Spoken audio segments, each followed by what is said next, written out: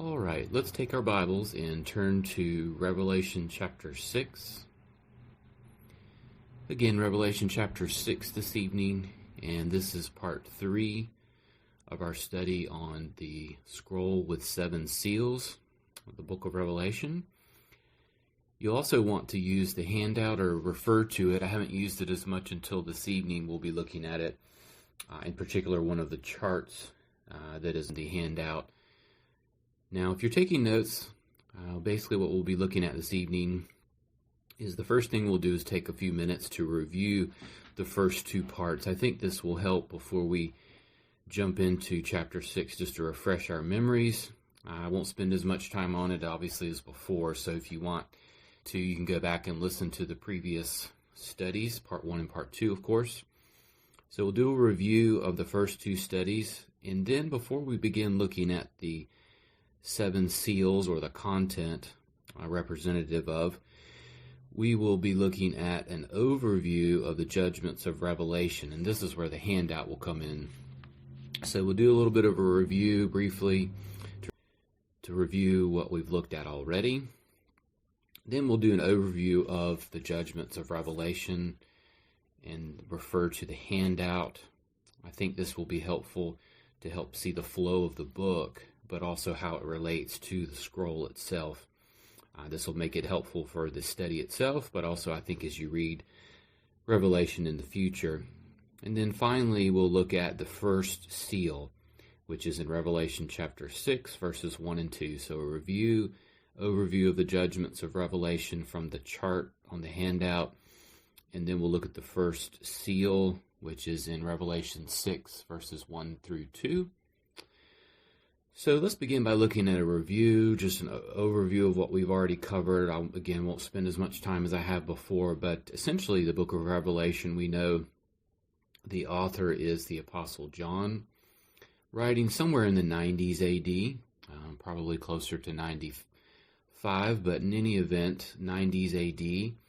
While he is exiled on the island of Patmos, he receives, of course, the revelation that we have recorded here. I've mentioned several times that while not the most important verse, I'm not really a fan of most important verses sometimes in books, but the book of Revelation has what I call a key verse, as opposed to, of course, the most important. But the key verse is Revelation chapter 1 and verse 19. If you remember there, when we began, I told you that this gives us, if you will, the structure, or helps us get a grasp on what will come.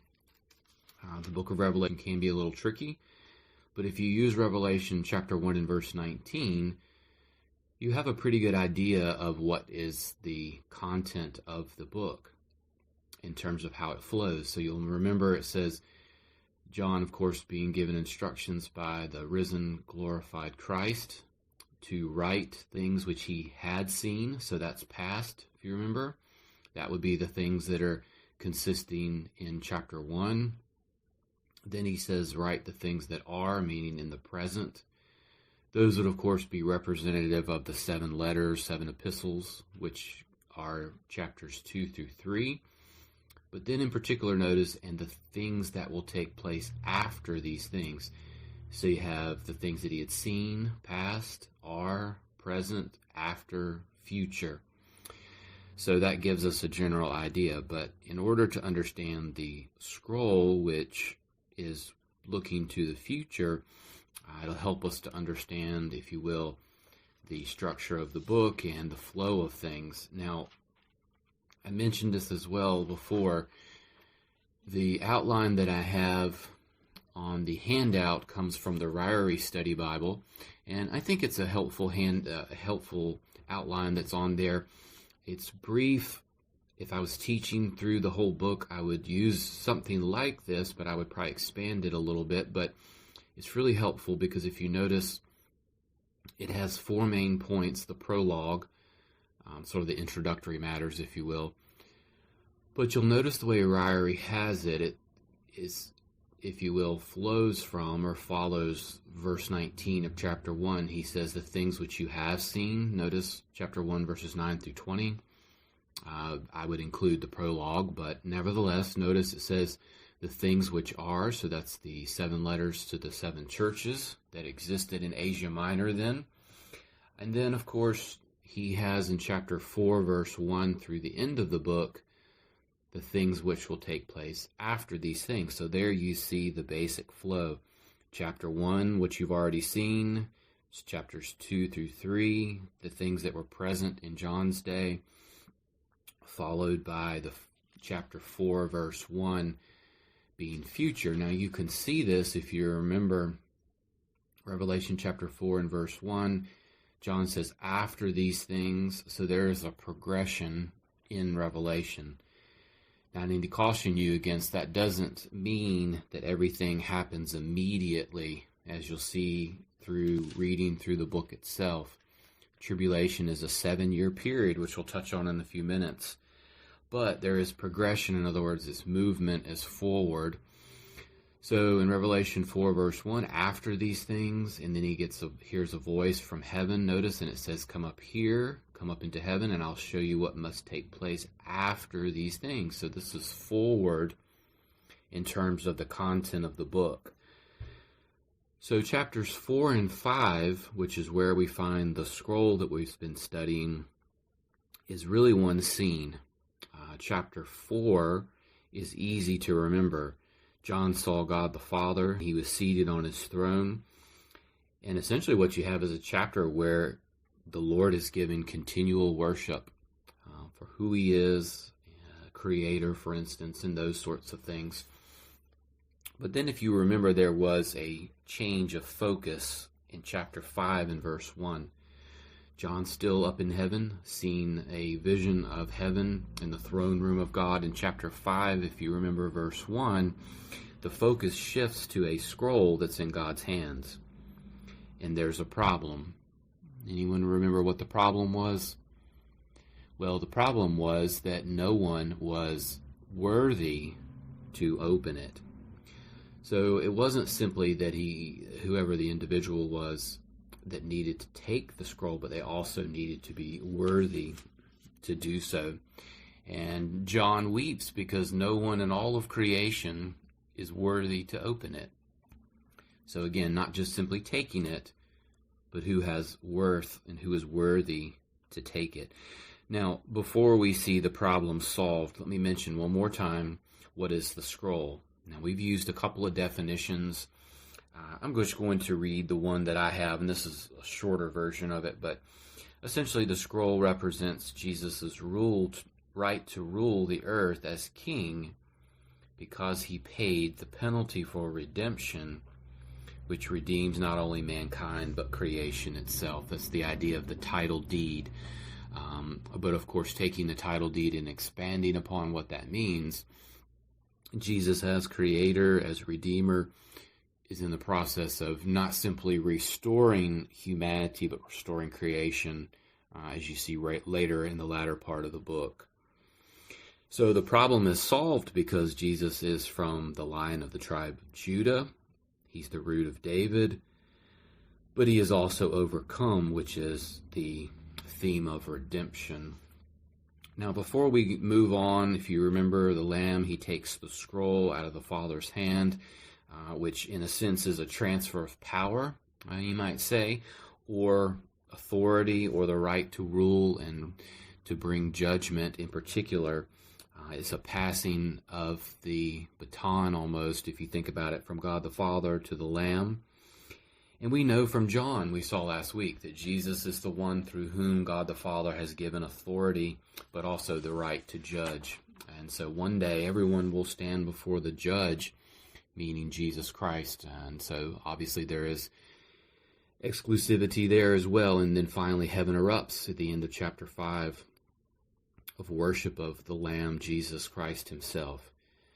So before we begin looking at the seals, I mentioned earlier that what I'd like for us to do is take some time to get an overview of the judgments in the book of Revelation. I think this will help show us the flow of the book again, not only as well as help with the better understanding of the scroll. So if you have a handout, you'll notice that there is the chart that says at the top, the telescopic judgments of Revelation.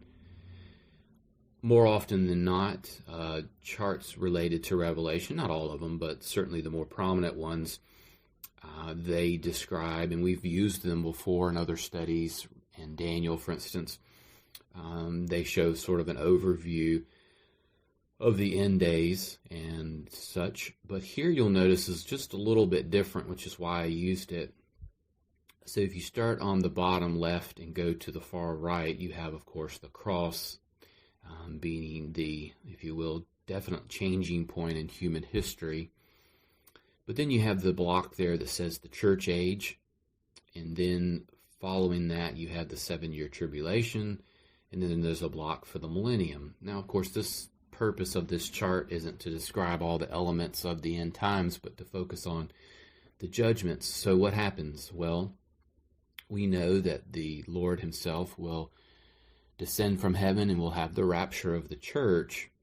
But remember, the trigger, or what starts or resumes the clock, and I'll clarify that in a minute, with the tribulation is not the rapture. So the rapture will occur at an unknown time, and then sometime following that, certainly an unknown amount of time, we don't know how long or how short it will be, we know that the tribulation period will start, and that it's 7 years. The question is, okay, well, how do you, and where do you get that from? Well, if you remember from our study in Daniel on Sunday mornings recently, we know that Daniel is given the prophecy of the 70 weeks, or 490-year prophecy. The 490-year prophecy, if you remember, is in Daniel chapter 9. And so let's turn there just for a minute to refresh our memories, because again, you have the rapture at an unknown time in the future.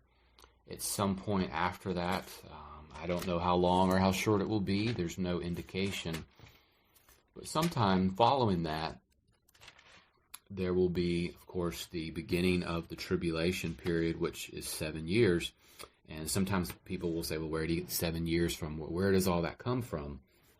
Well, the answer to that is, if you turn to Daniel chapter 9, verses 24 through 27, you have probably the most brief but intricate, elaborate, specific prophecy in the Bible, probably.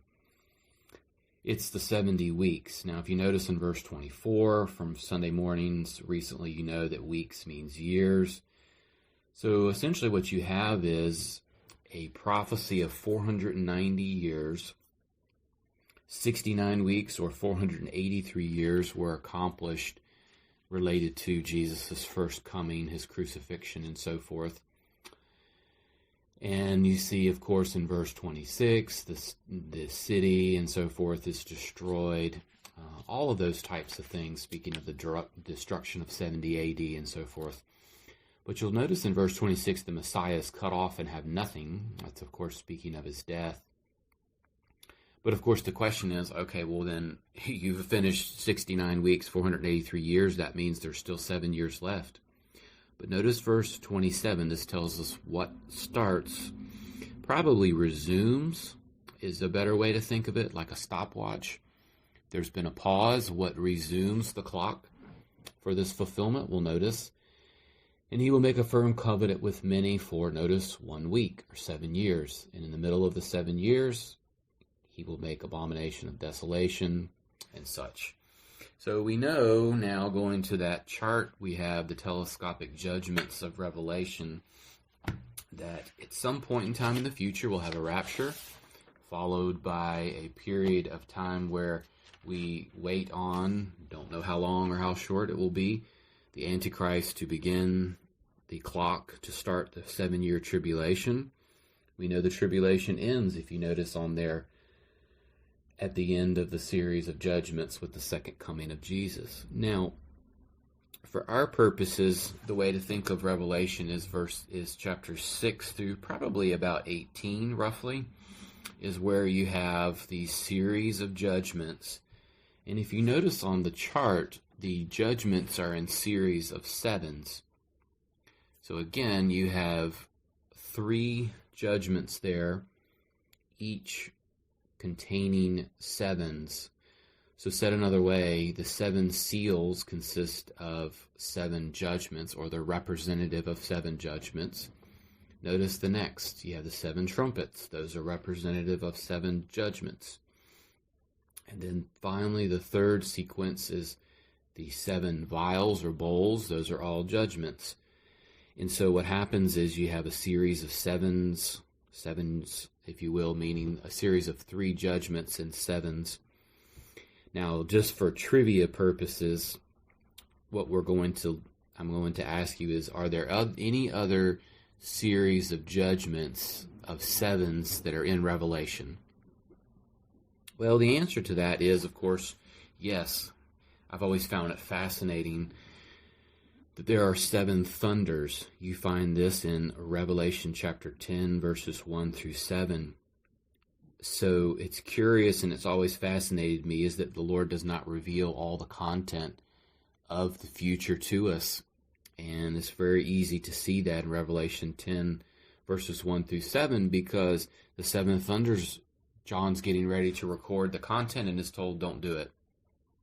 Seal it up, in other words, don't write the content down. So again, the Lord doesn't always reveal everything to us. He does reveal some things to us, but not all things to us. All right, so the last thing we're going to do with these judgments is one other thing, and I think you'll find it helpful here. If you notice in the 7-year tribulation, you have the judgments there, obviously, the seals, the trumpets, and the vials/bowls. But one of the things that is helpful in a study of this, and I want you to turn, if you're in chapter 6 of Revelation, notice the 6th seal is mentioned for the first time in verse 12. It says, I looked when he broke the 6th seal. And we'll cover this in a few weeks, but for this purpose, you'll notice it goes through the end of chapter 17, and then it ends. And the question is, okay, well, the chapter ended. What happened to the 7th seal? Well, if you notice chapter 7, the entirety of chapter 7 it's an interlude, technically, but basically it's almost like you're watching a movie and there's a pause and it reflects back on something or shifts to another scene. In this case, you'll notice that it shifts from the earth in chapter 6 to the heavens, in other words, to heaven, in chapter 7. And it gives the interlude. That is the period here where we see the 144,000 witnesses and so forth. But then notice in chapter 8 and verse 1, the judgments resume. Revelation chapter 8, verse 1, when the Lamb broke the 7th seal, so that's where the 7th seal is, there was silence in heaven for about half an hour. And then, of course, what flows from that is the trumpets. So what I want you to see here is that the 7th judgment of each of these is what triggers or is what flows out of the next judgment. So said another way, the 7th seal triggers the first trumpet judgment. In other words, once the 7th seal is completed, it is if you will, inaugurates or ushers forth what follows. Said another way, the 7th trumpet will blow, and then from that will come the 7 vials or 7 bowl judgments. Now, let's move on here to see here the first seal. So we've covered the review, we've looked at the overview of judgments. And as you look at these judgments, one of the things that's good to think of is, have we ever seen judgments like this on a scale in which it's described in the book? And of course the answer would be no. You'll see that these judgments, we won't be going through but the seal judgments, but the judgments themselves get progressively more increased, a third of the earth, and these great calamities come. So while we get previews, there are types of this that occur throughout history. What occurs in the future in Revelation hasn't occurred yet. Now, when we finish the study, we will look at comparing the Olivet Discourse, the early part, to these 6 seals and see how they compare and so forth. So hopefully that'll kind of round out the study before we finish. But let's look at Revelation chapter 6, and I'm going to read verses 1 and 2, and we'll look at the first seal tonight. All right, so let's go ahead and read Revelation chapter 6, verses 1 and 2. Then I saw when the Lamb broke one of the 7 seals, and I heard one of the 4 living creatures saying as with a loud voice of thunder, "Come." I looked, and behold, a white horse, and he who sat on it had a bow, and a crown was given to him, and he went out conquering and to conquer. Not too long ago, someone asked me, are the 4 horsemen of the apocalypse real? Or in other words, where do they come from? The idea or the phrase. And actually what we're going to be looking at this week and next week is where they originate from. The first 4 seals are where we get the idea of the 4 horsemen of the apocalypse. If you look at the comparison chart with Matthew 24, which we'll do at the end of the study. To close things out, you'll notice in the right-hand column you have the white, red, black, pale, or in Greek, ashen horse. There, the pale horse. You have the what we call 4 horsemen of the apocalypse. If you've ever seen a picture of it, that is what we have. So, the white horse is in verse 2, the red in verse 4. Verse 5 is the black horse, and finally the 4th one is the pale horse in verse 8. But for tonight, we're looking at the first seal, which is the white one. Now, of course, it's important with these to remember, as we go through these, that Jesus, obviously as titled the Lamb, is the one who is permitting these things to go forth. He's in total control. He decides when these events will occur and such. Now, he's permitting them, of course, allowing them to come. God sometimes uses, I like to think of maybe the Assyrians, the Babylonians. He sometimes would use those, if you will, wicked nations or various tools or instruments to bring judgment, in those cases, on even his own people. So just remember, it's the idea of allowing or permitting, and sometimes God uses those things as, I guess you'd say, instruments to bring forth those things. So allowing and permitting. But the question that comes up, of course, is who is the one on the white horse? Because clearly it's a he. You see, as we go look at verse 2, he is sitting on it, of course, with a bow, and he's given ultimately a crown. There's a lot of references or interpretations of who this is. Some would say, for instance, a Roman emperor. There's a lot of people that might suggest something like that.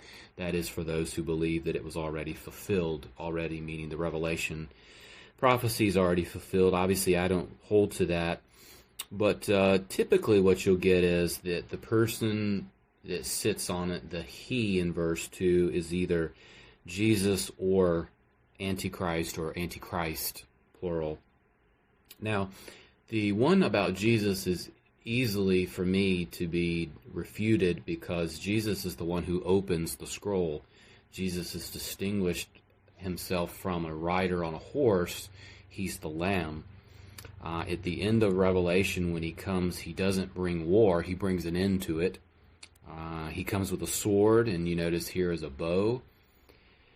So I take this to be more of not Jesus, because if you notice as well, he's given a crown. That crown is a Stephanos crown, which isn't what Jesus wears. He wears the crown of many diadems. So too many things against the interpretation of it being Jesus.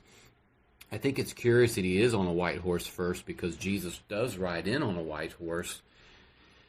But we see that this is, I believe, clearly a false or counterfeit Jesus, just as Jesus mentioned, we'll see at the end of the study in a few weeks in the Olivet Discourse, Matthew 24, verses 4 through 5, the false Christ. I think this is the epitome, though, meaning the Antichrist. If you bear with me here, let me read this to you. It's from David Levy. He says, "This rider, the white horse, in other words, has the markings of a counterfeit Antichrist, who arrives on the world stage at the beginning of the tribulation." And I think he's correct. I think that's the correct way to see it, is that way, meaning that there were many antichrists. There have been throughout history. There will continue to be, 1 John, but they will eventually culminate in the Antichrist. And I think this fits well there. You'll notice, for example, as well, that has a bow. but he's got no arrows. I think a misnomer sometimes is that when Antichrist comes, all hell breaks loose on earth immediately. On one hand, I suppose there is a truth to that because the tribulation does start. But remember, Antichrist comes, if you will, peacefully, at least in a public setting. We've already seen that in Daniel 9:27. It's really at the midpoint that his true nature, his true character comes out. I think that, again, you do have difficulties. You do have, obviously, these great cataclysms. But in terms of Antichrist, I think his full character nature isn't really revealed into the midpoint, which is what you see, for instance, in 2 Thessalonians as well. So he comes peacefully and so forth, and he comes forward to conquer. He's given a crown and the ability to do these things. I want you to consider, though, for a second, Antichrist, how long is he allowed to do these things, and what does that tell us? Well, if you look at Revelation 13:5, you can turn there if you like, but essentially this is the beast and the dragon. And it says in verse 4 of Revelation 13, they worshipped the dragon because he has given authority to the beast, so Satan and the Antichrist there. But if you notice verse 5, it says, there was given to him a mouth speaking arrogant words and blasphemies, and authority to act for 42 months was given to him. Again, these are allusions or references as well to the book of Daniel. But you'll notice that he's given only 42 months. The point I want you to see here is Antichrist's time is difficult, it's horrific, but it's also brief. He will be a world ruler, but his time is brief, and God is the one who determines his timetable. God is the one who determines when he rises, when he falls. This should not surprise us as students of the Word, because in Daniel, God allows, if you will, evil, wicked rulers and nations to rise and fall. He uses them for his own purposes. In many cases, you see that here. So the question is, who's in control? Well, the Lord sets the timetable for him. He's in control even when there is evil unlike anything we will ever have seen on the earth. The Lord is still in control of the timetable, we might say, and where things are headed. I want us to stop here for a second as we've kind of covered this, but I want us to look at something and maybe drive home this point a little bit. Turn with me to 2 Chronicles before we finish. And next week we'll finish the full horsemen of the apocalypse, of course, 2nd, 3rd, and 4th seals. But in 2 Chronicles 20, a good lesson for us as we finish. Jehoshaphat was one of the kings of Judah. He was one of the, I say, relatively good kings. He was good. He had his shortcomings and shortcomings, like all of them in many ways, David included. But Jehoshaphat had learned a lesson. Beforehand, he had aligned himself not only with Ahab, but sought the Lord, did not seek the Lord before battle, and things did not turn out well. But in Jehoshaphat, we see in 2 Chronicles 20, if you're not familiar with the setting, essentially the setting is that Judah is surrounded and is getting ready to be attacked. And he's afraid, Jehoshaphat is.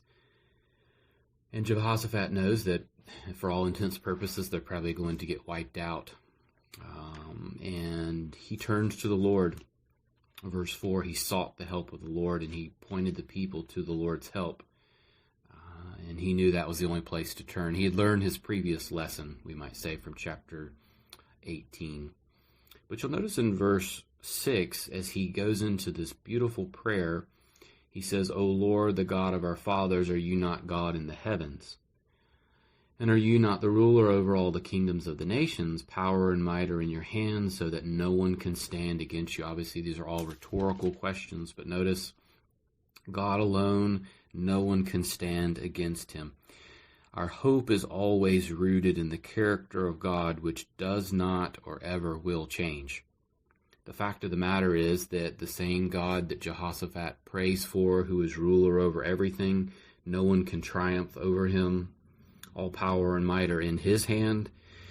All power and might is not in the hand of Satan or into the Antichrist, and ultimately the Lord always prevails It's not a question of debate. It's just a fact, and God never changes, and we need to, like Jehoshaphat, turn to him and turn to remember that he alone is able to do these things. Many of the problems we have and that I encounter, not only personally as a pastor, but questions brought to me, quite honestly, are those that are rooted, the answers are, that is, in the character of God. God is good, he is powerful, and he will prevail. Jehoshaphat in verse 12 says, O our God, will you not judge them? For we are powerless before this great multitude who are coming against us, nor do we know what to do. But notice, but our eyes are on you. The focus is always on the Lord. The Lord is more powerful than any earthly kingdom or ruler. He's more powerful than the Antichrist, the false prophet, and even Satan himself. Now, in the next week, we'll cover the seals 2, 3, 4. In other words, the rest of the four horsemen. But until then, I'm going to close with this poem/hymn, probably familiar with, and then we'll close. And though this world with devils filled should threaten to undo us, we will not fear, for God hath willed his truth to triumph through us. The prince of darkness grim, we tremble not for him. His rage we can endure, for lo, his doom is sure. One little word shall fell him. Amen.